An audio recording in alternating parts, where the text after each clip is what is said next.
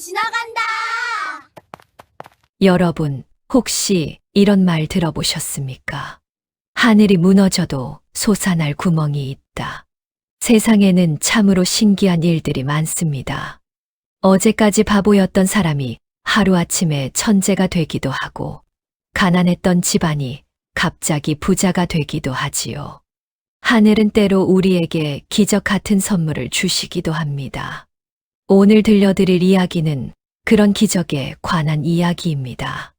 옛날 아주 먼 옛날 호랑이가 담배 피우던 시절 이야기입니다. 어느 작은 마을에 칠득이라는 젊은이가 살았습니다. 마을 사람들은 칠득을 바보라고 불렀지요. 하지만 하늘은 칠득에게도 때를 주셨습니다. 그것도 아주 특별한 방법으로 말입니다. 자, 그럼 이제부터 칠득이의 이야기를 들어보실까요? 사연 시작 전 구독과 좋아요를 눌러주신다면 저에게는 큰 힘이 됩니다. 그럼 사연 시작합니다. 이 마을에는 칠득이라는 젊은이가 살고 있었습니다. 나이는 25이었지요. 하지만 마을 사람들은 칠득을 어린아이 대하듯 했습니다. 칠득이 바보였거든요.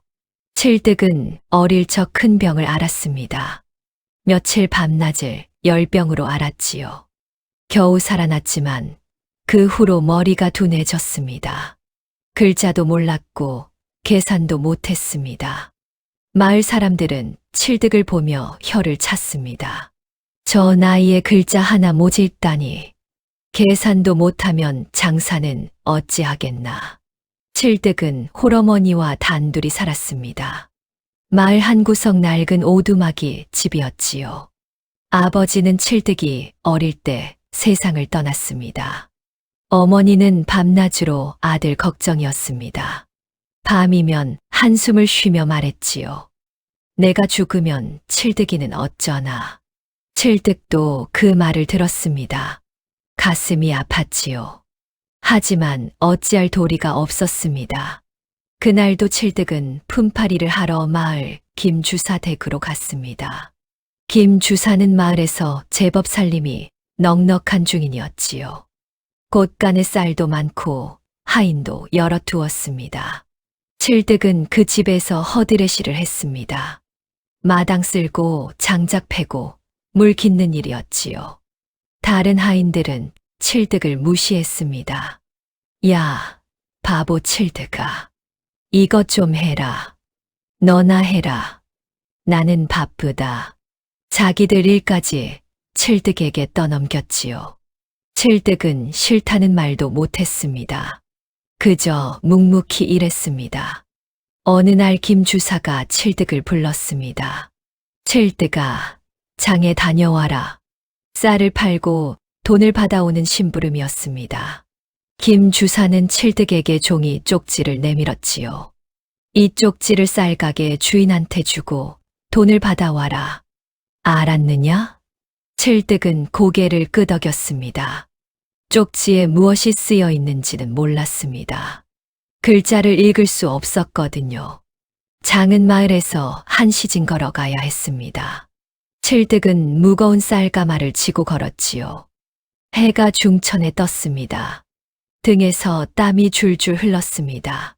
장터에 도착했습니다. 사람들로 북적였지요. 칠득은 쌀가게를 찾아갔습니다. 주인 어르신 김 주사 댁에서 왔습니다. 쌀가게 주인이 쪽지를 받아 읽었습니다. 그리고 칠득을 보며 빙그레 웃었지요. 알았네. 돈은 나중에 주지.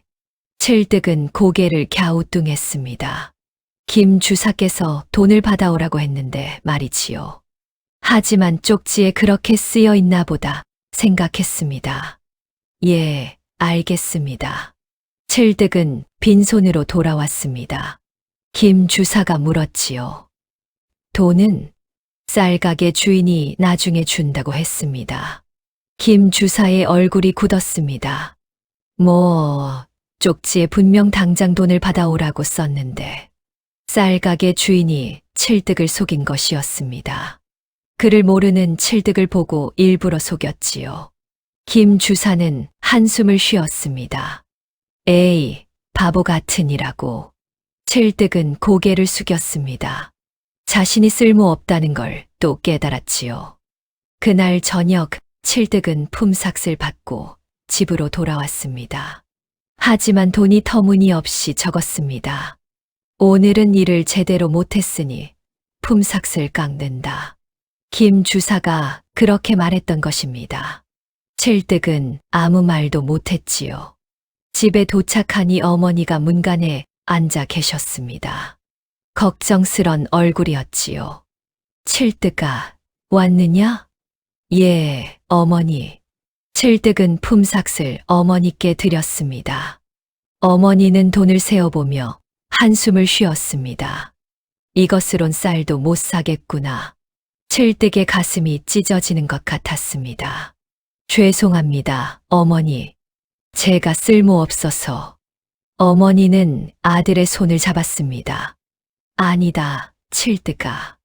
네, 잘못이 아니란다. 하지만 칠득은 알고 있었습니다. 자신이 바보라는 것을 말이지요. 그날 밤 칠득은 잠을 이룰 수 없었습니다.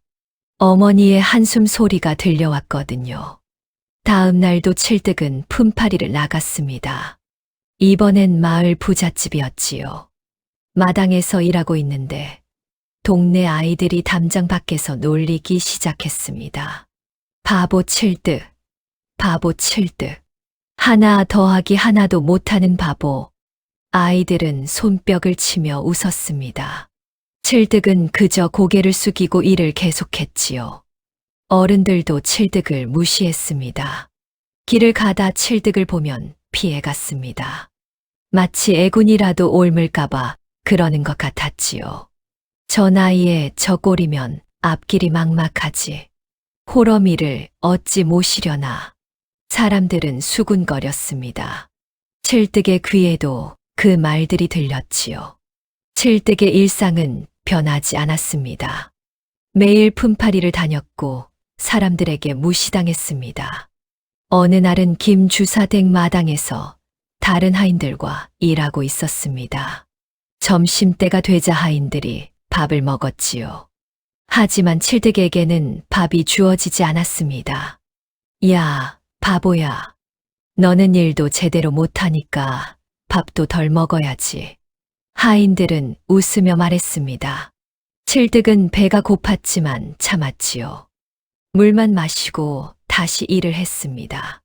저녁이 되어 집에 돌아오니 어머니가 보리죽을 끓여 놓으셨습니다. 쌀은 없고 보리밖에 없었거든요. 칠득아, 많이 먹어라. 어머니는 자신은 거의 드시지 않고 칠득에게 권했습니다. 칠득은 눈물이 났지요. 어머니가 굶으시는 걸 알았으니까요. 어머니도 드세요. 나는 배부르단다. 내가 먹어라. 칠득은 죽을 먹으며 생각했습니다. 내가 똑똑했더라면 어머니를 이렇게 고생시키지 않았을 텐데. 그날 밤도 칠득은 잠들기 전 하늘을 바라봤습니다. 하늘님, 제발 저를 좀 똑똑하게 해주세요. 어머니를 행복하게 해드리고 싶습니다. 하지만 하늘은 대답이 없었습니다. 별들만 반짝일 뿐이었지요. 칠득은 한숨을 쉬며 눈을 감았습니다. 내일도 똑같은 하루가 기다리고 있을 것입니다. 무시당하고 놀림받고 쓸모없는 사람 취급받는 하루 말이지요. 하지만 칠득은 알지 못했습니다. 머지않아 자신의 인생이 완전히 바뀔 거라는 사실을 말이지요. 그로부터 며칠이 지났습니다. 여름 장마철이 찾아왔지요. 하늘에서 비가 억수같이 쏟아졌습니다. 마을 길은 진흙탕이 되었고 개울물은 불어났습니다. 칠득은 그날도 품팔이를 나갔습니다. 김 주사 댁에서 마을 어귀까지 짐을 나르는 일이었지요. 칠득아, 이 짐을 마을 어귀 주막에 갖다 놔라. 김 주사가 무거운 보따리를 내밀었습니다. 칠득은 고개를 끄덕이고 보따리를 짊어졌지요. 비가 내리고 있었습니다. 칠득은 삿갓을 쓰고 길을 나섰습니다. 빗물이 삿갓을 두들겼지요. 마을 어귀까지는 한참을 걸어야 했습니다. 칠득은 진흙탕 길을 한 발 한 발 걸었습니다. 신발은 진흙투성이가 되었지요. 휴, 비가 정말 많이 오는구나. 칠득은 혼잣말을 했습니다. 하늘을 보니 먹구름이 잔뜩 끼어 있었지요. 드디어 마을 어귀 주막에 도착했습니다. 칠득은 보따리를 주막 주인에게 건넸습니다. 김 주사 댁에서 보낸 짐입니다. 그래, 수고했네. 주막 주인이 보따리를 받았습니다. 칠득은 인사를 하고 다시 마을로 돌아가는 길에 올랐지요. 하지만 그 순간 비가 더욱 세차게 쏟아지기 시작했습니다. 천둥 소리가 요란하게 울렸지요. 꽈르릉. 칠득은 깜짝 놀라 주위를 둘러봤습니다. 하늘이 어두워지고 있었습니다. 번개가 하늘을 가로질렀지요. 이러다 큰일 나겠구나. 어디 비를 피해야겠어. 칠득은 서둘러 걸었습니다. 하지만 마을까지는 아직 멀었습니다. 비를 피할 곳을 찾아야 했지요. 그때 칠득의 눈에 큰 느티나무가 보였습니다. 마을 어귀와 마을 사이에 우뚝 서 있는 오래된 나무였지요. 마을 사람들은 그 나무를 신령스럽게 여겼습니다. 저 나무 밑에서 잠시 비를 피해야겠다. 칠득은 느티나무 아래로 달려갔습니다. 나무가 워낙 커서 비를 조금은 막아주었지요. 칠득은 나무 밑에 웅크리고 앉았습니다. 숨을 헐떡였습니다. 온몸이 젖어 있었지요. 휴, 조금 쉬었다 가야겠다. 하늘에서는 계속 천둥이 울렸습니다. 번개가 번쩍번쩍 빛났지요. 칠득은 무서웠지만 꾹 참았습니다. 비야, 제발 그쳐다오. 칠득은 하늘을 올려다봤습니다. 그 순간이었습니다. 하늘이 갑자기 환하게 빛났습니다. 귀를 찢을 듯한 소리가 울렸지요. 콱광. 거대한 번개가 하늘에서 내리쳤습니다. 그리고 그 번개는 정확히 느티나무를 향했지요. 윽. 칠득은 비명을 지를 틈도 없었습니다. 번개가 나무를 강타하는 순간 칠득도 함께 맞았거든요. 순식간이었습니다. 칠득의 온몸에 전기가 흘렀습니다. 눈앞이 하얗게 변했지요. 온몸이 마비되었습니다. 칠득은 그대로 땅바닥에 쓰러졌습니다. 의식이 멀어졌지요. 몸에서 연기가 피어올랐습니다. 느티나무는 번개를 맞고 크게 흔들렸습니다. 가지 하나가 부러져 떨어졌지요. 하지만 나무는 쓰러지지 않았습니다. 오래된 나무라 뿌리가 깊었거든요. 칠득은 나무 아래 쓰러진 채 움직이지 않았습니다. 비가 칠득의 얼굴을 적셨지요. 얼마나 시간이 흘렀을까요? 마을에서 장을 보고 돌아오던 사람들이 그 길을 지나갔습니다. 그리고 느티나무 아래 쓰러진 칠득을 발견했지요. 저게 뭔가? 사람이다. 누가 쓰러져 있어. 사람들이 급히 달려왔습니다. 그리고 칠득을 보고 놀랐지요. 이게 칠득이 아닌가? 칠득이가 왜 여기 쓰러져 있나? 한 사람이 칠득의 몸을 흔들었습니다. 하지만 칠득은 반응이 없었습니다. 숨은 쉬고 있나? 맥박이 뛰긴 하는구먼. 그런데 온몸에서 연기가 나지 않았나? 사람들은 주위를 둘러봤습니다.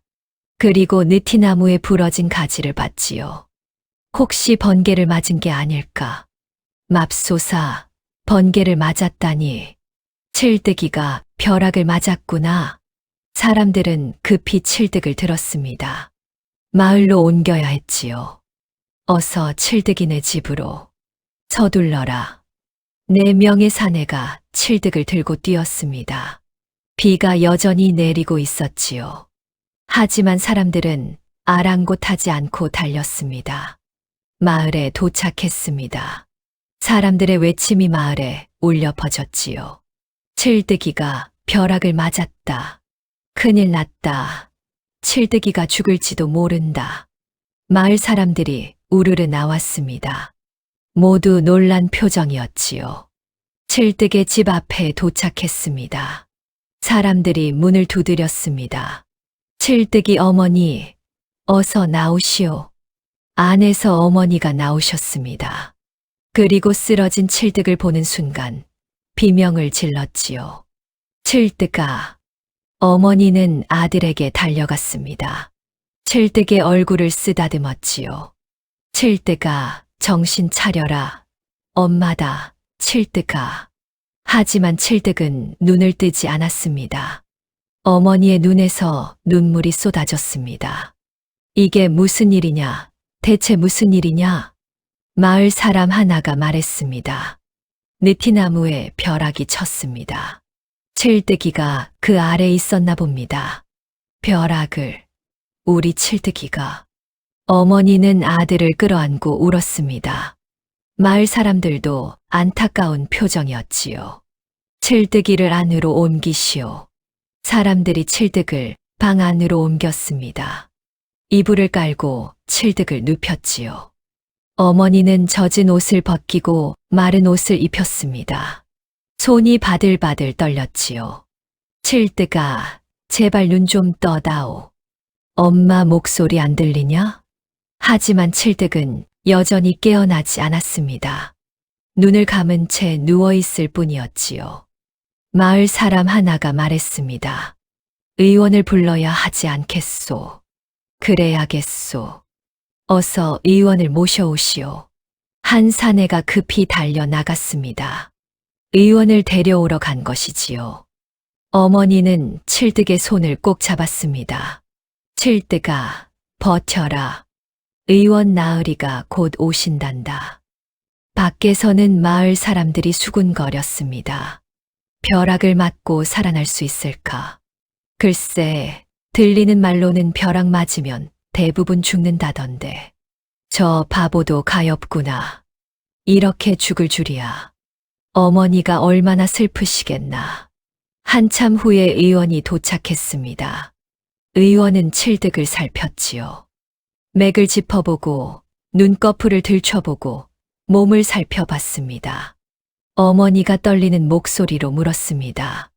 의원 나으리, 우리 칠득이가 살 수 있겠습니까? 의원은 고개를 천천히 끄덕였습니다. 숨은 쉬고 있고 맥박도 뜁니다. 다만 의식이 없을 뿐이지요. 그럼 깨어날 수 있다는 말씀입니까? 그것은 하늘의 뜻에 달렸습니다. 제가 할 수 있는 건 약을 쓰는 것뿐입니다. 의원은 약을 조제했습니다. 그리고 칠득의 입에 넣어 주었지요. 이 약을 계속 먹이시고 몸을 따뜻하게 해 주십시오. 그리고 기다리는 수밖에 없습니다. 감사합니다. 나으리. 의원은 한숨을 쉬며 집을 나갔습니다. 마을 사람들도 하나둘 집으로 돌아갔지요. 방 안에는 어머니와 칠득만 남았습니다. 어머니는 아들의 손을 꼭 잡고 울었습니다. 칠뜨가, 제발 깨어나다오. 엄마는 너 없이 못 산단다. 밤이 깊어갔습니다. 칠득은 여전히 깨어나지 않았습니다. 어머니는 밤새 잠도 자지 않고 아들을 지켰습니다. 약을 먹이고 이불을 덮어주고 손을 잡고 기도했지요. 하늘님, 제발 우리 칠뜨기를 살려주십시오. 바보라도 좋으니 사람 있게 해주십시오. 다음 날이 밝았습니다. 칠득은 여전히 눈을 뜨지 않았습니다. 마을 사람들이 문병을 왔습니다. 떡도 가져오고 죽도 끓여왔지요. 어머니, 기운 내시오. 칠뜨기가 곧 깨어날 겁니다. 고맙습니다. 하지만 어머니의 눈은 눈물로 붉게 부어 있었습니다. 이틀째 되는 날, 칠득은 여전히 혼수 상태였습니다. 어머니는 약해져 가고 있었지요. 마을 사람들은 수군거렸습니다. 벌써 이틀째인데 깨어나지 않으니 아무래도 안 되는 것 같지 않소. 가엾은 일이오. 사흘째 되는 날 아침이었습니다. 어머니는 칠득의 곁에서 졸고 있었습니다. 밤새 지키느라 지쳐 있었지요. 그때였습니다. 칠득의 손가락이 미세하게 움직였습니다. 칠득의 손가락이 움직였습니다. 어머니는 그 순간을 놓치지 않았지요. 잠결에도 아들을 지켜보고 있었거든요. 칠득아, 어머니가 벌떡 일어났습니다. 칠득의 손을 꼭 잡았지요. 칠득의 눈꺼풀이 떨렸습니다. 천천히 눈을 뜨기 시작했지요. 칠득아, 엄마다. 엄마 목소리 들리냐? 칠득의 눈이 완전히 떠졌습니다. 처음에는 초점이 없었습니다. 하지만 곧 어머니의 얼굴이 보였지요. 어머니? 칠득의 목소리가 나왔습니다. 쉰 목소리였지만 분명한 목소리였지요. 그래, 엄마다. 칠득아, 정신이 드는구나. 어머니는 울음을 터뜨렸습니다. 기쁨의 눈물이었지요. 아들을 끌어안았습니다. 하늘이 우리 칠득이를 살려주셨구나. 고맙습니다. 정말 고맙습니다. 칠득은 어머니의 품에 안겨 있었습니다. 아직 몸에 힘이 없었거든요. 어머니, 제가 무슨 일이 있었습니까? 벼락을 맞았단다. 사흘이나 깨어나지 못했지. 벼락을요? 칠득은 천천히 기억을 더듬었습니다. 비가 오던 날, 느티나무 아래, 그리고 번쩍이던 빛이 떠올랐지요. 아, 그때, 이제 괜찮다. 깨어났으니 다 괜찮아. 어머니는 칠득에게 물을 먹였습니다. 칠득은 목을 축였지요. 칠득은 천천히 주위를 둘러봤습니다. 자신의 방이었습니다. 낡은 방이었지요. 그런데 이상했습니다. 모든 것이 너무나 선명하게 보였습니다. 방 구석구석이 또렷했지요. 전에는 이렇게 잘 보이지 않았는데 말입니다. 칠득의 시선이 문 위 문패에 닿았습니다. 거기에는 한자가 쓰여 있었지요. 그 순간 칠득은 깜짝 놀랐습니다. 글자가 읽혔던 것입니다. 거처할 거, 실실, 거실. 칠득의 머릿속에서 글자의 뜻이 떠올랐습니다. 저절로 읽어졌지요. 이게 어떻게... 칠득은 믿을 수 없었습니다. 자신은 글을 몰랐거든요.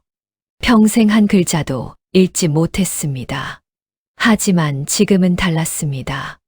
문패의 글자가 머릿속에서 풀이되고 있었지요. 칠득아, 왜 그러냐? 어디 아프냐?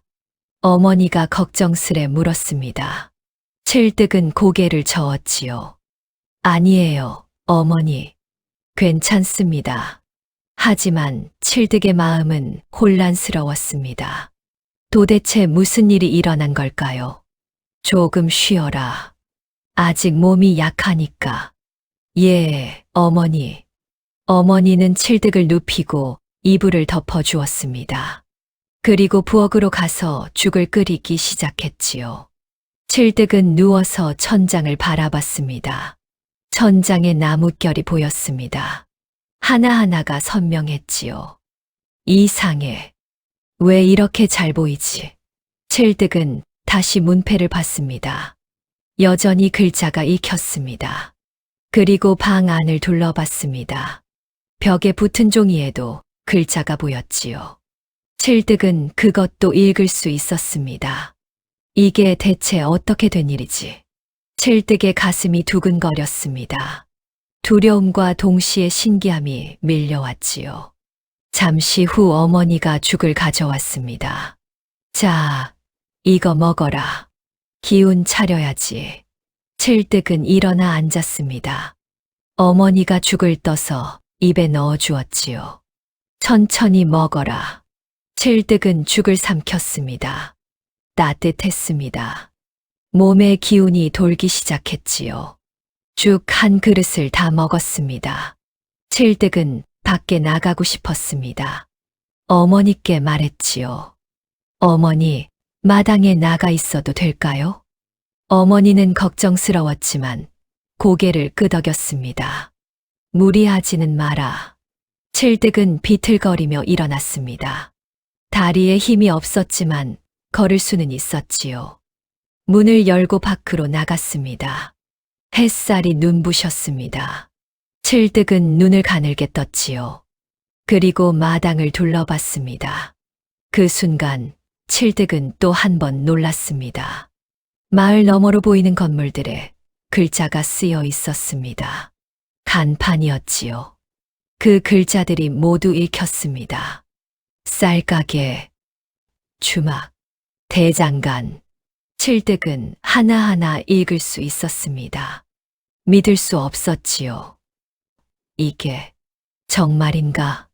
칠득은 자신의 머리를 흔들었습니다. 꿈인가 싶었지요. 하지만 꿈이 아니었습니다. 마당에는 달들이 돌아다니고 있었습니다.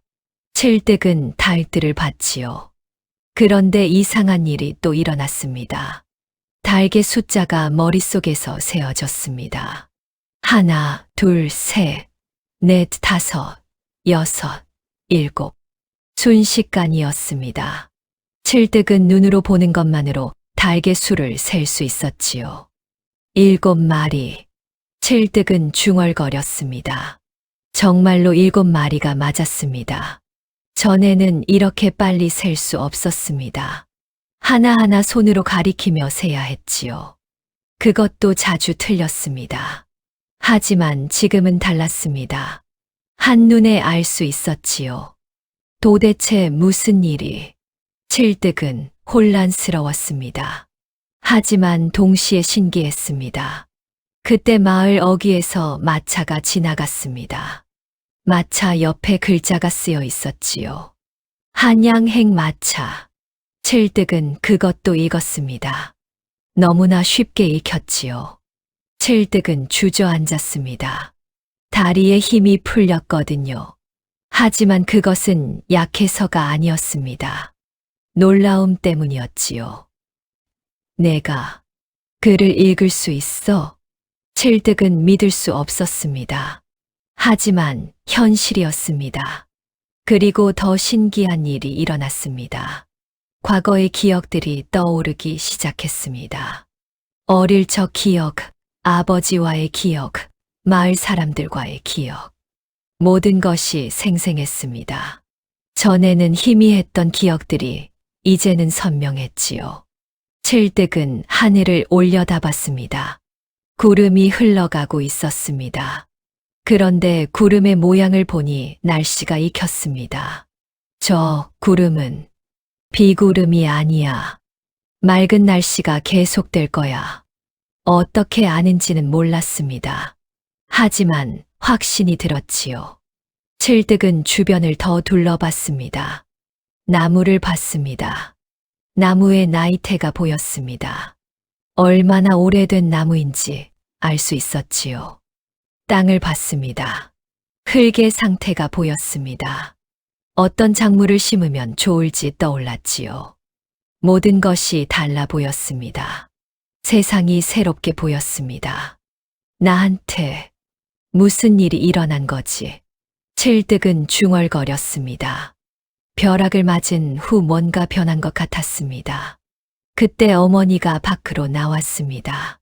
칠득아, 괜찮으냐? 안색이 안 좋구나. 아, 예, 어머니. 괜찮습니다. 칠득은 일어섰습니다. 어머니에게 말하려다 멈췄지요. 어머니께 말해야 하나? 하지만 믿으실까? 칠득은 고민했습니다. 자신도 믿기 어려운데 어머니가 믿으실까요? 아니야. 말하면 더 이상한 놈 취급받을지도 몰라. 칠득은 입을 다물기로 했습니다. 일단은 혼자만 알고 있기로 했지요. 어머니, 저 좀 더 쉬고 싶습니다. 그래, 들어가서 쉬어라. 칠득은 방으로 돌아갔습니다. 이불을 덮고 누웠지요. 하지만 잠이 오지 않았습니다. 머릿속이 복잡했거든요. 내가 정말 글을 읽을 수 있어. 계산도 할 수 있어. 칠득은 손가락으로 계산을 해봤습니다. 하나 더하기 하나는 둘. 맞았습니다. 쉽게 계산이 됐지요. 둘 곱하기 셋은 여섯. 이것도 맞았습니다. 순식간에 답이 나왔습니다.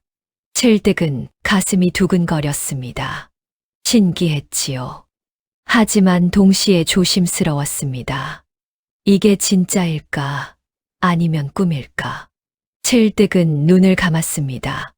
그리고 깊이 생각했지요. 벼락을 맞고 나서 변한 거야. 뭔가 머리가 달라진 것 같아. 칠득은 천천히 이해하기 시작했습니다. 벼락이 자신을 바꾼 것 같았지요. 하늘이 나를 바꿔주신 걸까? 칠득은 벼락 맞던 순간을 떠올렸습니다. 하얀 빛, 엄청난 전기. 그리고 깨어났을 때 모든 것이 달라졌습니다. 하늘님, 감사합니다. 칠득은 작은 목소리로 중얼거렸습니다. 눈물이 흘렀지요. 평생 바보로 살았습니다. 사람들에게 무시당했습니다. 글도 읽지 못했고 계산도 못했지요. 하지만 이제는 달랐습니다. 글을 읽을 수 있었습니다. 계산도 할 수 있었지요. 이제 나도 쓸모 있는 사람이 될 수 있을까? 칠득은 희망을 느꼈습니다. 처음으로 느끼는 희망이었지요. 하지만 동시에 두려웠습니다. 사람들이 알면 뭐라고 할까? 바보였던 내가 갑자기 똑똑해졌다고 하면 믿을까? 칠득은 조심스러웠습니다. 일단은 비밀로 하기로 했지요. 천천히 보여주자. 너무 급하게 하면 이상하게 볼 거야. 칠득은 계획을 세웠습니다. 조금씩 변화를 보여주기로 했지요. 그날 저녁 어머니가 저녁밥을 가져왔습니다. 칠득아, 밥 먹어라. 예, 어머니. 칠득은 밥을 먹었습니다. 맛있었습니다. 전보다 더 맛있게 느껴졌지요. 어머니는 칠득을 보며 미소 지었습니다. 우리 칠득이가 살아 돌아와서 정말 다행이다. 어머니, 걱정 끼쳐드려 죄송합니다. 아니다. 내가 무사한 게 제일 중요하지. 칠득은 어머니를 봤습니다. 어머니의 얼굴에 주름이 많아졌습니다. 고생하신 흔적이었지요. 이제는 어머니를 편하게 해드려야지. 내가 할 수 있어. 칠득은 결심했습니다.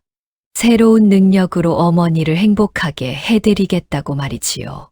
밤이 깊어갔습니다. 칠득은 창밖을 봤습니다. 별이 빛나고 있었지요. 하늘님, 이 능력을 좋은 일에 쓰겠습니다. 감사합니다. 칠득은 기도했습니다. 그리고 눈을 감았지요. 새로운 인생이 시작되는 것 같았습니다. 며칠이 지났습니다. 칠득의 몸은 많이 회복되었습니다. 이제는 걸어 다닐 수 있었지요. 다시 품팔이를 시작할 때가 되었습니다. 어머니가 걱정스레 말했습니다. 칠득아, 아직 무리하지 마라. 천천히 해도 된단다. 괜찮습니다, 어머니. 이제 일할 수 있어요. 칠득은 품팔이를 나갔습니다. 이번에는 마을 김 부자 댁이었지요. 김 부자는 마을에서 가장 부자였습니다. 논도 많고 상점도 여러 가지고 있었지요. 칠득은 김 부자 댁 대문을 두드렸습니다. 하인이 나와 칠득을 안으로 안내했지요. 마당 쓸고 장작 패고 물 길어라. 하인이 일을 시켰습니다. 칠득은 고개를 끄덕이고 일을 시작했지요. 마당을 쓸면서 칠득은 주위를 둘러봤습니다. 큰 집이었습니다. 기와집이었지요. 칠득의 집과는 비교할 수 없었습니다. 점심때가 되었습니다. 하인들이 밥을 먹었지요. 칠득도 한 그릇 받아 먹었습니다. 밥을 먹으면서 하인들의 이야기를 들었습니다. 요즘 주인 나으리가 골치가 아프시대. 왜? 무슨 일인데? 장부 정리 때문이래. 수십 년치 장부가 엉망이라서. 그거 정리하는 게 쉽지 않지. 하인들은 수군거렸습니다. 칠득은 조용히 듣고 있었지요. 밥을 다 먹고 다시 일을 했습니다. 물을 길러 뒷마당으로 갔지요. 그때 안채방에서 한숨 소리가 들렸습니다. 칠득은 귀를 기울였습니다. 일을 어쩌나. 이 장부를 정리하지 못하면 한양상인과 계약을 못하는데. 김 부자의 목소리였습니다. 답답한 목소리였지요. 칠득은 궁금했습니다. 장부가 어떻게 엉망인지 말이지요. 해가 저물었습니다. 하인들이 하나둘 일을 마치고 돌아갔습니다. 칠득도 집으로 가려고 했지요. 그런데 안채에 불이 켜져 있었습니다. 김 부자가 아직도 장부를 보고 있는 것 같았습니다. 칠득은 잠시 망설였습니다. 그리고 조용히 안채 창가로 다가갔지요. 창틀 사이로 안을 들여다봤습니다. 김 부자가 책상 앞에 앉아 있었습니다. 머리를 쥐어뜯고 있었지요. 책상 위에는 장부가 쌓여 있었습니다. 엄청난 양이었습니다. 김 부자가 중얼거렸습니다. 도대체 전임자가 장부를 어떻게 관리한 거야? 숫자가 하나도 안 맞아. 칠득은 장부를 보고 싶었습니다. 자신이 도울 수 있을 것 같았거든요. 하지만 들어갈 수는 없었지요. 칠득은 집으로 돌아왔습니다. 그날 밤 잠을 이루지 못했습니다. 장부가 계속 머릿속에 맴돌았지요. 다음 날 아침 칠득은 다시 김 부자 댁으로 갔습니다. 일을 하면서 기회를 엿봤습니다. 안채에 들어갈 방법을 찾았지요. 점심 무렵이었습니다. 김 부자가 밥을 먹으러 밖으로 나갔습니다. 안채가 비었지요. 칠득은 주위를 둘러봤습니다. 아무도 없었습니다. 조용히 안채로 들어갔지요. 방 안에는 장부가 그대로 쌓여 있었습니다. 칠득은 조심스럽게 장부를 펼쳤습니다. 순간 칠득의 눈이 커졌습니다. 장부에 적힌 한자와 숫자가 모두 읽혔습니다. 그것뿐만이 아니었지요. 계산이 머릿속에서 저절로 되었습니다. 이 숫자는 틀렸어. 여기 더한 게 잘못됐어. 칠득은 단번에 오류를 찾아냈습니다. 그리고 정확한 숫자를 계산했지요. 이렇게 정리하면 되겠구나. 칠득은 장부를 빠르게 훑어봤습니다. 머릿속에 모든 내용이 정리되었습니다. 그때 밖에서 발소리가 들렸습니다. 김 부자가 돌아오고 있었지요. 칠득은 황급히 장부를 덮었습니다. 그리고 방을 나갔습니다. 다행히 들키지 않았습니다. 칠득은 가슴을 쓸어내렸지요. 그날 밤 칠득은 밤에 몰래 가서 장부를 정리하기로 결심했습니다. 한밤중이 되었습니다. 칠득은 몰래 집을 나섰습니다. 김 부자 댁에 도착했습니다. 칠득은 담을 넘어 안채 창문으로 들어갔지요. 작은 촛불을 켜고 장부를 펼쳤습니다. 밤새도록 작업했습니다. 틀린 숫자를 고쳤습니다. 계산을 다시 했지요. 정리를 했습니다. 칠득의 손은 쉬지 않고 움직였습니다. 머릿속에서 계산이 빠르게 이루어졌지요. 동이틀 무렵 칠득은 작업을 마쳤습니다. 장부가 깔끔하게 정리되었습니다. 칠득은 촛불을 끄고 방을 나왔습니다. 창문을 닫고 담을 넘어 집으로 돌아갔지요. 다음 날 아침 칠득은 평소처럼 품팔이를 나갔습니다. 김 부자 댁에 도착하니 소란스러웠습니다. 무슨 일인가 했지요. 하인들이 모여 수군거렸습니다. 주인 나으리가 아침부터 기뻐하고 계셔. 장부가 정리되었대. 누가 정리한 거래? 칠득은 가슴이 두근거렸습니다. 하지만 내색하지 않았지요. 그때 김 부자가 안채에서 나왔습니다. 얼굴에 웃음이 가득했습니다. 여봐라. 너희 중에 누가 장부를 정리했느냐? 하인들은 서로 얼굴만 쳐다봤습니다. 아무도 대답하지 못했지요. 이상하구나. 분명 누군가 밤에 와서 정리했는데. 김 부자는 고개를 갸우뚱했습니다. 하지만 기뻐하는 것은 변함없었지요. 아무튼 고맙다. 누가 했든 정말 고맙구나. 칠득은 조용히 일을 했습니다. 마당을 쓸었지요. 며칠이 지났습니다. 김 부자는 여전히 누가 장부를 정리했는지 궁금해했습니다. 어느 날 김 부자가 다시 골머리를 앓고 있었습니다. 이번에는 새로운 계산이 필요했거든요. 한양 상인과 계약하려면 이 계산을 해야 하는데 김 부자는 책상 앞에 앉아 끙끙댔습니다. 칠득은 창밖에서 그 모습을 봤습니다. 도와드리고 싶었지요. 칠득은 용기를 냈습니다. 문을 두드렸습니다. 주인 나으리, 제가 도와드려도 될까요? 김 부자가 고개를 돌렸습니다. 칠득을 봤지요. 칠득이 내가 무슨 도움을 준다는 거냐? 계산 말입니다. 제가 할 수 있습니다. 김 부자는 어이없다는 표정이었습니다. 내가 바보인 내가 계산을? 칠득은 고개를 숙였습니다. 하지만 포기하지 않았지요. 한번 해보게 해주십시오. 제가 정말 할 수 있습니다. 김 부자는 한참을 칠득을 바라봤습니다. 그리고 한숨을 쉬었지요. 좋다. 해봐라. 어차피 나도 못하는 것을. 김 부자는 장부를 칠득에게 내밀었습니다. 칠득은 장부를 받아들었지요. 칠득은 장부를 펼쳤습니다. 숫자들을 봤습니다. 그리고 머릿속으로 계산했지요. 순식간이었습니다. 칠득은 붓을 들어 답을 적었습니다. 김 부자는 눈이 휘둥그레졌습니다. 벌써 다 했단 말이냐? 예, 나으리. 답은 이것입니다. 칠득이 장부를 내밀었습니다. 김 부자는 황급히 받아봤지요. 김 부자는 계산을 확인했습니다. 한 번, 두 번, 세 번. 모두 맞았습니다. 이럴 수가. 정말 맞구나. 김 부자는 칠득을 빤히 쳐다봤습니다. 내가 어찌 이렇게 계산을 잘하느냐? 평소엔 글도 못 읽었잖느냐? 칠득은 떨리는 목소리로 말했습니다.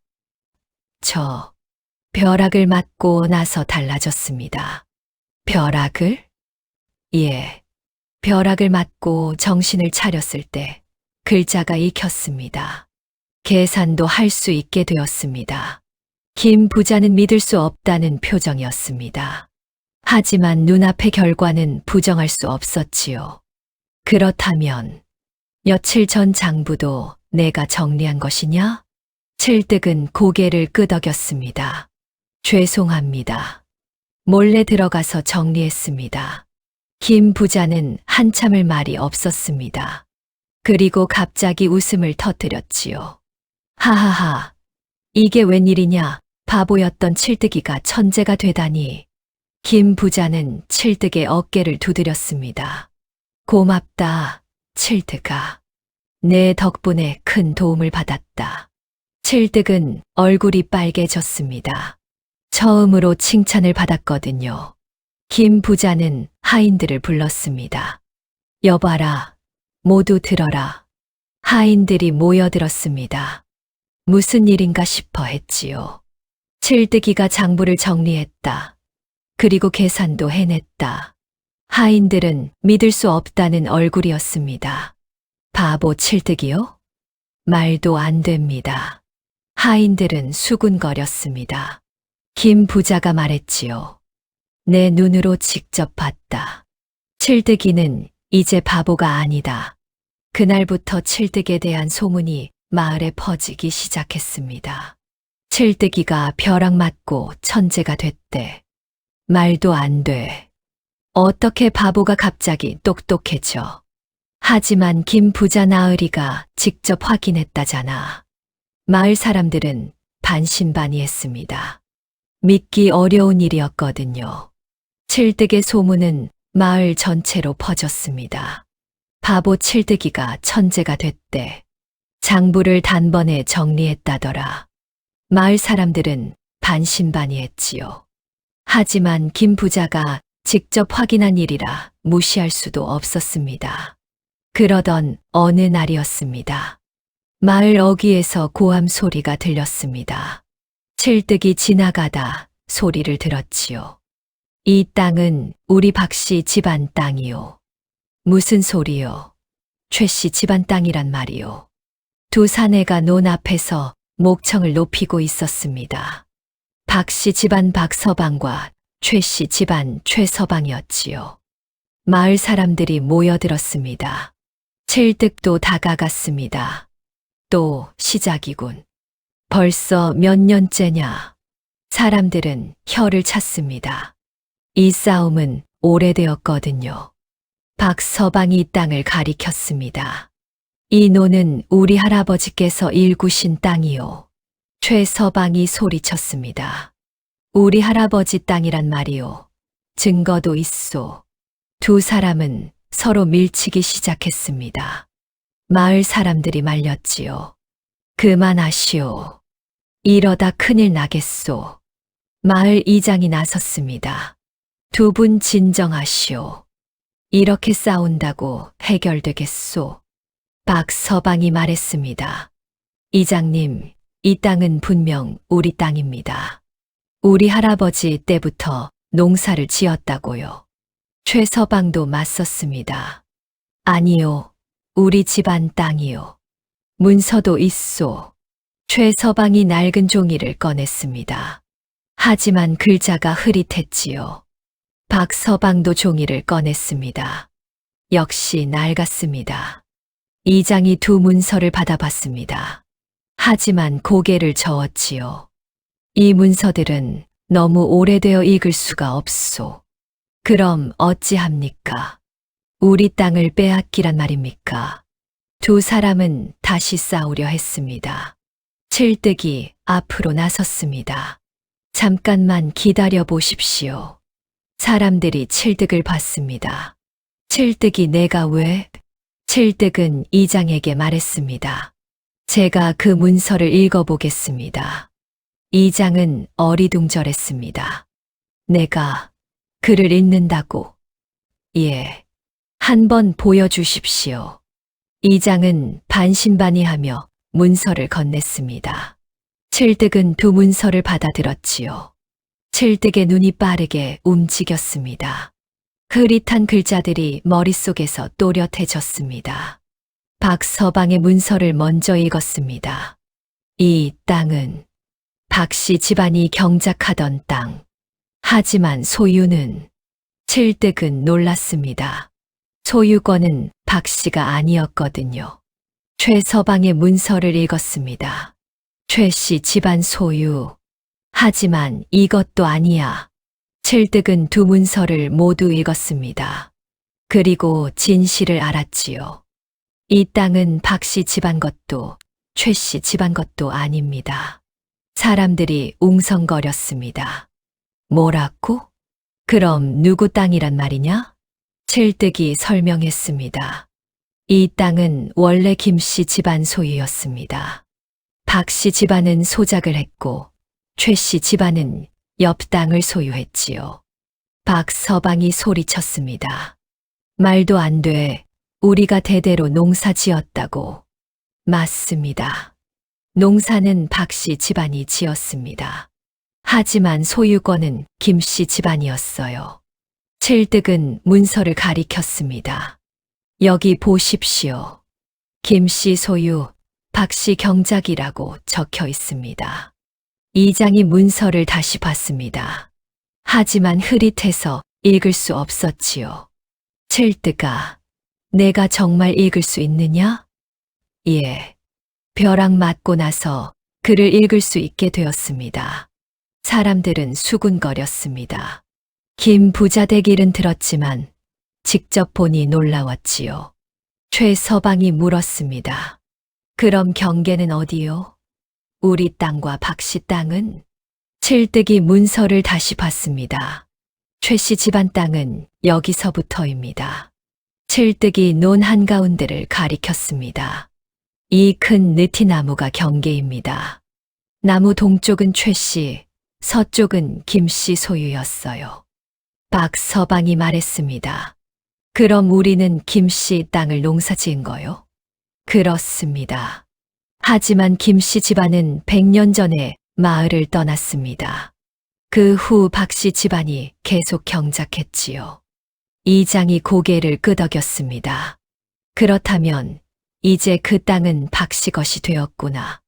오랫동안 경작했으니 칠득이 말했습니다. 맞습니다. 법으로 보면 박씨 집안 소유가 됩니다. 박서방은 안도했습니다. 최서방은 아쉬워했지만 납득했지요. 알았소. 느티나무가 경계라면 받아들이겠소. 이장이 칠득을 보며 감탄했습니다. 칠득아, 내가 정말 대단하구나. 몇 년을 해결 못한 문제를 단번에 풀다니. 마을 사람들이 칠득에게 다가왔습니다. 칠득이가 진짜 천재가 됐구나. 벼락이 축복이었네. 칠득은 얼굴이 빨개졌습니다. 처음으로 마을 사람들에게 인정받았거든요. 박서방이 칠득의 손을 잡았습니다. 고맙네, 칠득이. 내 덕분에 마음 편히 농사 지을 수 있겠어. 최서방도 고개를 숙였습니다. 미안하오, 칠득이. 전에 바보라고 놀린 적이 있는데 괜찮습니다. 그때는 정말 바보였으니까요. 칠득은 웃으며 말했습니다. 그날 저녁 마을 주막에서는 칠득이 땅 문제를 단번에 해결했다는 이야기로 떠들썩했습니다. 마을 사람들의 눈빛이 달라졌습니다. 더 이상 칠득을 바보라고 부르지 않았지요. 며칠 후였습니다. 다른 마을 사람이 칠득을 찾아왔습니다. 칠득이 우리 집도 땅 문제가 있는데 봐줄 수 있겠나? 칠득은 흔쾌히 도와주었습니다. 옛 문서를 읽고 정확한 경계를 알려주었지요. 칠득의 명성은 이웃 마을까지 퍼져나갔습니다. 옹골 마을에 천재가 있대. 벼락 맞고 똑똑해진 젊은이래. 사람들은 칠득의 이야기를 신기해했습니다. 어느 날 저녁이었습니다. 칠득은 마을 어귀 느티나무 아래 앉아 있었습니다. 벼락을 맞았던 그 나무였지요. 나무를 올려다 봤습니다. 벼락 맞은 자리가 아직 남아 있었습니다. 이 나무가 나를 바꿔놓았어. 칠득은 중얼거렸습니다. 그때 동네 아이들이 지나갔습니다. 전에는 칠득을 놀리던 아이들이었지요. 하지만 이제는 공손하게 인사했습니다. 칠득은 미소 지으며 손을 흔들어 주었지요. 칠득은 하늘을 올려다봤습니다. 해가 지고 있었습니다. 이제 사람들이 나를 인정해 주는구나. 칠득의 가슴이 벅찼습니다. 평생 바보로 살았지만 이제는 달랐습니다. 집으로 돌아가는 길이었습니다. 마을 사람들이 칠득을 보며 인사했습니다. 칠득아, 수고했다. 내일도 부탁하네. 칠득은 고개를 숙여 인사했습니다. 마음이 따뜻했지요. 집에 도착하니 어머니가 저녁을 준비하고 계셨습니다. 자랑스러운 얼굴로 아들을 맞이했지요. 칠득은 어머니와 함께 저녁을 먹었습니다. 보리밥이었지만 맛있었습니다. 밥을 먹으며 칠득은 생각했습니다. 더 많은 사람들을 도와야지. 이 능력을 좋은 일에 써야 해. 칠득의 마음속에 새로운 꿈이 자라고 있었습니다. 가을이 깊어갔습니다. 칠득은 어느 날 마당에서 하늘을 올려다봤습니다. 구름의 흐름이 이상했지요. 저 구름은 보통 때와 다르네. 칠득의 머릿속에서 무언가 떠올랐습니다. 벼락 맞은 후 생긴 능력이었지요. 날씨를 읽을 수 있었습니다. 칠득은 며칠 동안 하늘을 관찰했습니다. 별자리의 위치, 바람의 방향, 구름의 색깔. 모든 것이 평소와 달랐습니다. 칠득은 땅도 살폈습니다. 밭으로 나가 흙을 만져봤지요. 습기가 이상했습니다. 이건 큰 가뭄이 올 징조야. 칠득의 머릿속에 옛 농서의 내용이 떠올랐습니다. 이런 징조가 나타나면 흉년이 온다고 했지요. 칠득은 계산했습니다. 언제쯤 흉년이 올지, 얼마나 심할지. 올겨울부터 내년까지. 최소 1년은 흉년이 계속될 거야. 칠득은 가슴이 철렁했습니다. 마을이 위험했거든요. 칠득은 마을 이장을 찾아갔습니다. 이장님, 큰일입니다. 왜 그러나, 칠득아. 흉년이 올 것 같습니다. 곡식을 미리 저장해야 합니다. 이장은 고개를 갸우뚱했습니다. 흉년, 올해 추수는 괜찮았는데 하늘과 땅의 기운이 이상합니다. 내년에 큰 가뭄이 올 겁니다. 이장은 칠득을 의심스레 봤습니다. 칠득아, 내가 똑똑해진 건 알지만 날씨를 어찌 미리 알겠느냐? 제발 믿어주십시오. 저는 확신합니다. 하지만 이장은 고개를 저었습니다. 농사는 우리가 평생 지어왔네. 내 말을 믿기 어렵구나. 칠득은 다른 마을 사람들에게도 말했습니다. 하지만 아무도 믿지 않았지요. 칠득이가 또 이상한 소리를 하네. 글 읽는 건 잘하지만 날씨까지 알 순 없지. 사람들은 칠득의 말을 흘려들었습니다. 칠득은 낙심했습니다. 하지만 포기할 수 없었지요. 그래도 나라도 준비해야 해. 칠득은 어머니께 말했습니다. 어머니, 우리는 곡식을 아껴야 합니다. 흉년이 올 거예요. 어머니는 아들을 믿었습니다. 알았다, 칠득아. 내 말대로 하마. 칠득은 품팔이로 번 돈을 모두 쌀과 보리를 사는 데 썼습니다. 한 푼도 아껴가며 곡식을 비축했지요. 집 안 곳간이 조금씩 차올랐습니다. 김 부자를 찾아갔습니다. 전에 장부를 도와준 인연이 있었지요. 나으리, 부탁이 있습니다. 무슨 일이냐, 칠득아. 곡식을 많이 사두십시오. 내년에 흉년이 올 겁니다. 김 부자는 칠득을 빤히 쳐다봤습니다. 내가 그렇게 말한다면 한번 믿어보지. 김 부자는 칠득을 신뢰했습니다. 전에 장부를 정확히 정리했던 기억이 있었거든요. 김 부자는 재산의 일부를 쌀과 곡식을 사는 데 썼습니다. 곳간에 가득 채웠지요. 다른 마을 사람들은 의아해했지만 대부분 그냥 지나쳤습니다. 돈을 쓰기 아까웠거든요. 겨울이 왔습니다. 날씨는 평년과 비슷했습니다. 눈도 적당히 왔지요. 봐라, 칠득이 말이 틀렸지. 흉년이 어디 있어? 사람들은 칠득을 비웃었습니다.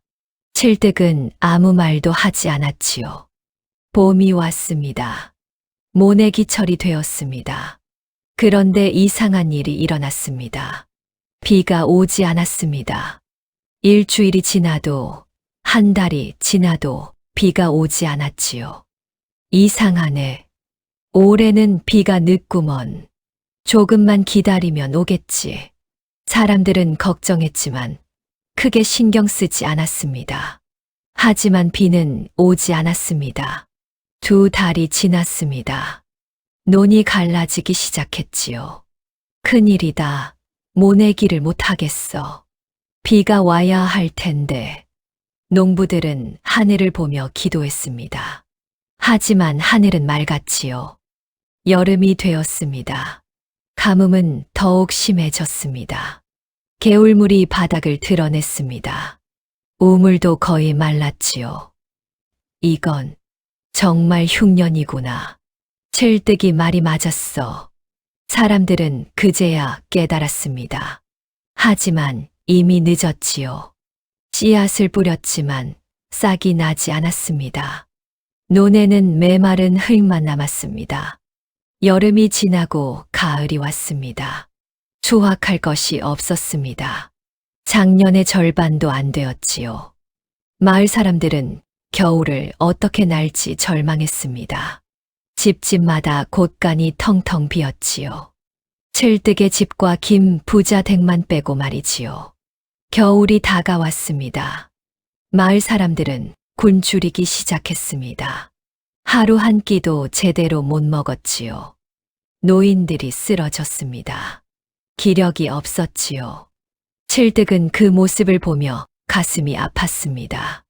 어머니께 말했습니다. 어머니, 우리 곡식을 나눠드려야 할 것 같습니다. 하지만 칠뜨가 우리도 부족할 텐데. 괜찮습니다. 마을 사람들이 굶주리고 있어요.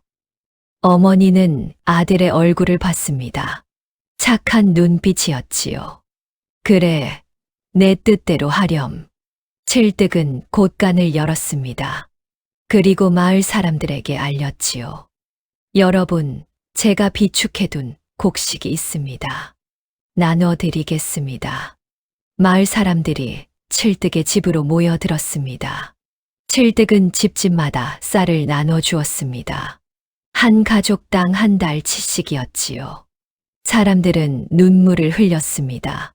고맙네, 칠득아. 내가 아니었으면 우리 가족이 큰 고통을 겪을 뻔했어. 칠득은 고개를 숙였습니다.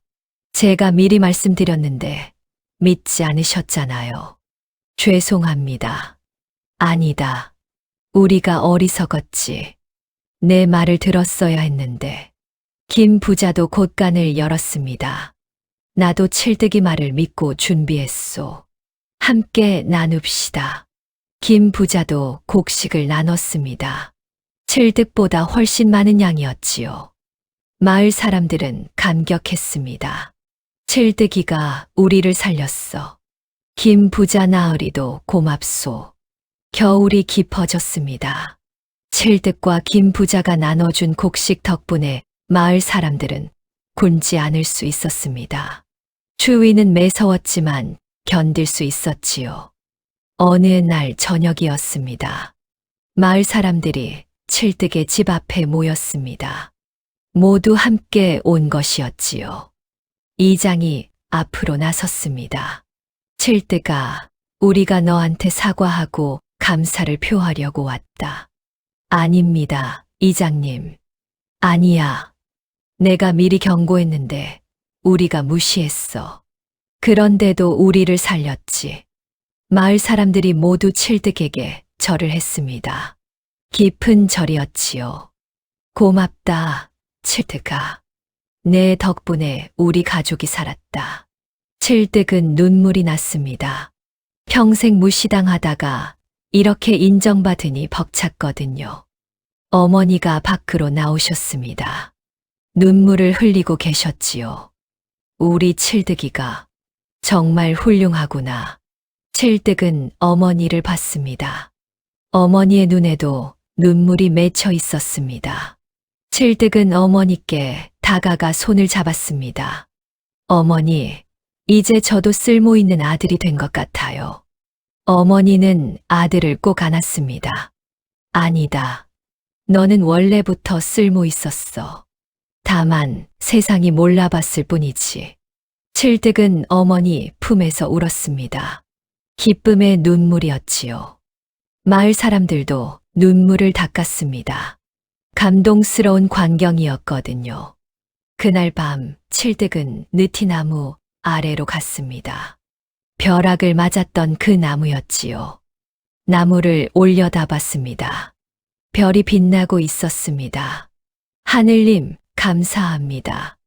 이 능력으로 사람들을 도울 수 있어서 행복합니다. 칠득은 기도했습니다. 추운 겨울이었지만 칠득의 마음은 따뜻했습니다. 겨울이 지나고 봄이 왔습니다. 비가 다시 내리기 시작했습니다. 땅이 촉촉해졌지요. 비가 온다. 하늘이 우리를 살려주시는구나. 사람들은 기뻐했습니다. 올해는 모내기를 할 수 있었습니다. 논에 물이 고였지요. 마을은 다시 살아났습니다. 칠득과 김 부자가 나눠준 씨앗으로 농사를 시작했습니다. 여름이 되자 벼가 자랐습니다. 푸르게 물결쳤지요. 가을에는 풍년이 들었습니다. 작년보다 훨씬 많은 수확이었습니다. 풍년이다. 하늘이 우리를 용서하셨어. 사람들은 기뻐하며 수확했습니다. 추수가 끝나자 마을에서 잔치가 열렸습니다. 칠득이 주인공이었습니다. 칠득이가 아니었으면 우리 모두 큰 어려움을 겪었을 거야. 칠득이는 우리 마을의 은인이다. 사람들은 칠득을 칭송했습니다. 칠득은 겸손하게 웃었지요. 바보였던 칠득은 이제 마을의 영웅이 되었습니다. 여름이 다가왔습니다. 칠득은 어느 날 하늘을 보며 이상함을 느꼈습니다. 구름의 색이 달랐지요. 며칠 동안 관찰했습니다. 바람의 흐름, 습도, 별의 위치, 모든 것이 한 가지를 가리키고 있었습니다. 큰 장마가 온다. 칠득은 한숨을 쉬었습니다. 이런, 가뭄이 가니까 이번엔 홍수라니? 칠득은 계산했습니다. 언제쯤, 얼마나 오래, 얼마나 많은 비가. 이번 장마는 예사롭지 않아. 마을이 물에 잠길 수도 있어. 칠득의 머릿속에 마을, 지형이 그려졌습니다. 개울의 위치, 땅의 높낮이, 물의 흐름. 벼락 맞은 후 모든 것이 선명하게 보였거든요. 개울이 범람하면 마을 아래쪽이 먼저 잠긴다. 둑을 쌓아야 해. 칠득은 마을 이장을 찾아갔습니다. 이장님, 큰 장마가 올 것 같습니다. 이장은 칠득의 말에 귀를 기울였습니다. 전에 흉년을 예측했던 일을 기억했거든요. 그래, 얼마나 큰 비가 온다는 거냐? 개울이 범람할 겁니다. 마을 아래쪽이 물에 잠길 수 있어요. 이장의 얼굴이 굳었습니다. 그럼 어찌해야 하나? 둑을 쌓아야 합니다. 개울 주변에 높은 둑을 만들어서 물을 막아야 해요. 이장은 고개를 끄덕였습니다. 알았다. 마을 사람들을 모으겠네. 이장은 마을 사람들을 불렀습니다. 모두 모였지요. 칠득이 말했습니다. 여러분, 곧 큰 장마가 올 겁니다. 둑을 쌓지 않으면 마을이 물에 잠길 수 있어요. 김 부자가 즉시 나섰습니다. 칠득이 말이면 틀림없소. 당장 준비합시다. 박서방도 고개를 끄덕였습니다. 맞소. 전에도 칠득이가 우리를 구했잖소. 하지만 일부 사람들은 망설였습니다. 하지만 둑을 쌓는 게 쉬운 일이 아닌데 일손도 많이 들고 힘든 일이잖소. 칠득이 말했습니다. 지금 하지 않으면 늦습니다. 일주일 안에 비가 올 겁니다. 이장이 결단을 내렸습니다. 칠득이를 따르겠소. 함께 둑을 쌓읍시다. 김 부자가 말했습니다.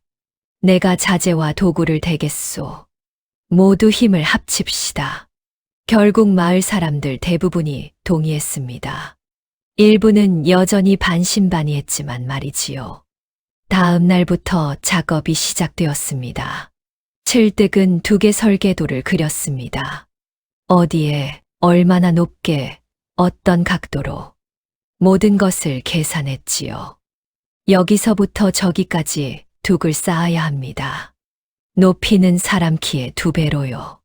사람들은 칠득의 지시를 따랐습니다. 남자들은 흙을 날랐습니다. 삽으로 파고 바구니에 담아 옮겼지요. 여자들은 음식을 만들었습니다. 일하는 사람들을 먹여야 했거든요. 마을 전체가 움직였습니다. 칠득은 현장을 지휘했습니다. 이쪽은 더 단단하게 다져야 합니다. 저쪽은 각도를 조금 더 완만하게 만드세요.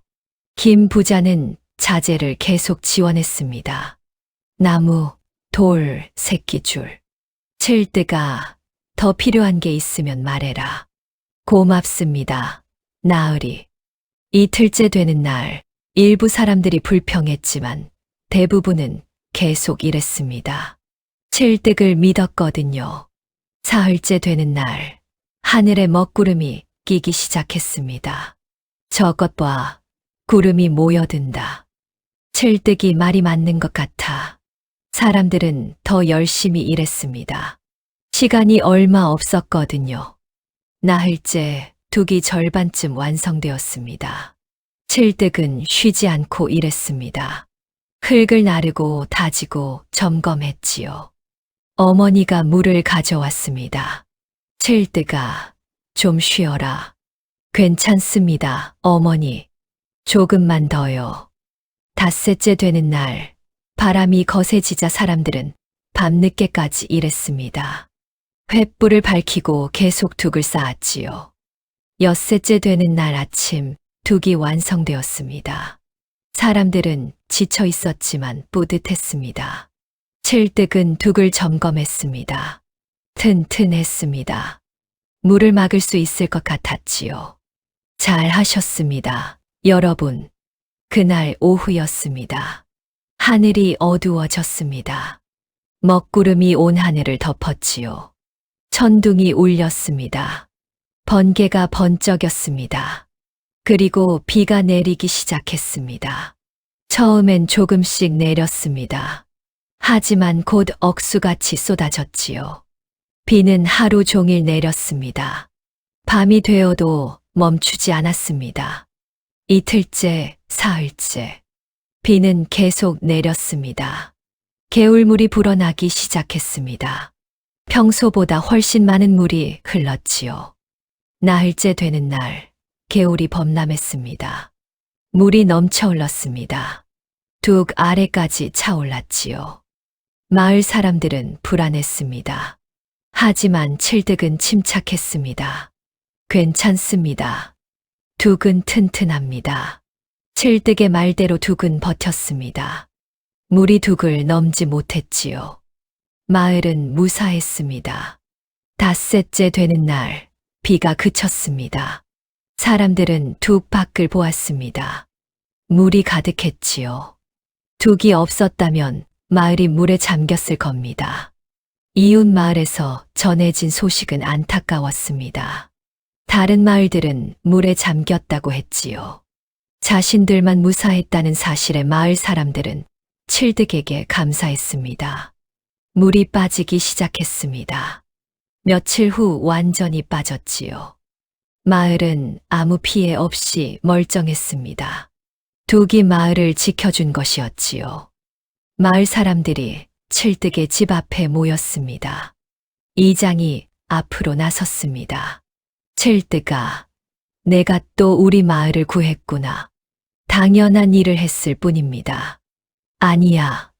내가 아니었으면 우리 마을도 물에 잠겼을 거야. 박서방이 말했습니다. 처음에 망설인 제가 부끄럽습니다. 칠득이를 진작 믿었어야 했어요. 다른 사람들도 고개를 끄덕였습니다. 김 부자가 나섰습니다. 칠득아, 이번에도 우리가 무엇으로 보답해야 할지 모르겠구나. 칠득은 손을 저었습니다. 아닙니다. 보답은 필요 없습니다. 하지만 이장이 말했습니다. 아니다. 마을 사람들과 의논했다. 너는 이미 여러 번 우리를 구했어. 땅 분쟁 흉년, 그리고 이번 홍수까지 우리가 내게 집과 땅을 주기로 했다. 칠득은 놀랐습니다. 집과 땅이요? 그래. 마을 어귀에 좋은 땅이 있지. 거기에 새 집을 지어줄 것이다.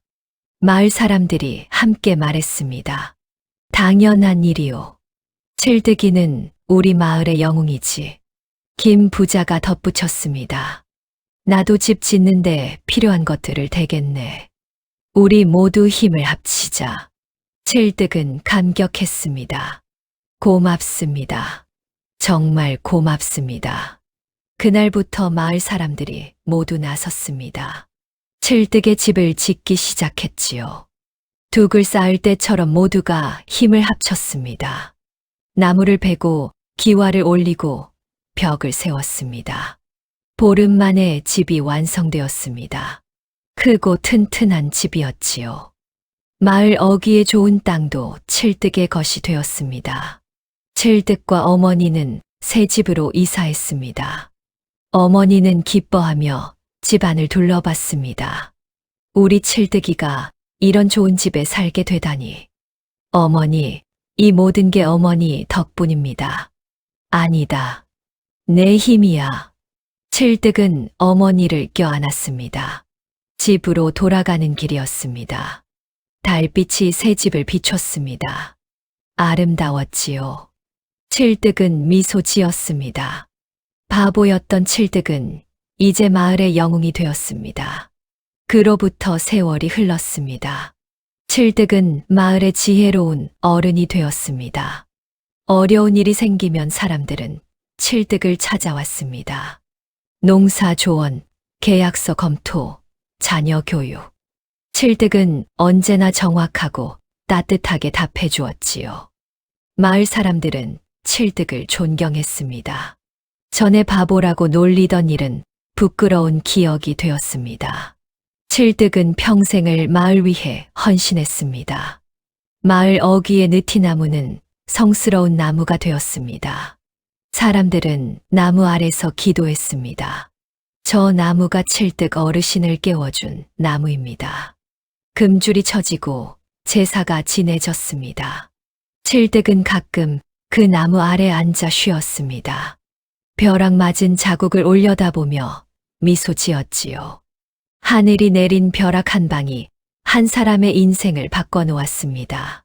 동네 바보였던 칠득은 이제 마을의 은인이자 지혜로운 어른이 되었지요. 세상에 쓸모없는 사람은 없습니다. 다만 때가 오지 않았을 뿐입니다. 칠득이에게는 그 때가 벼락과 함께 찾아왔던 것이지요. 오늘 이야기 어떠셨나요? 이야기가 재미있으셨다면 제 채널 홈에 오셔서 설문조사 투표 좀 부탁드릴게요. 다음엔 더 좋은 영상으로 보답하겠습니다. 시청해 주셔서 감사합니다. 아래 구독 버튼을 눌러주세요.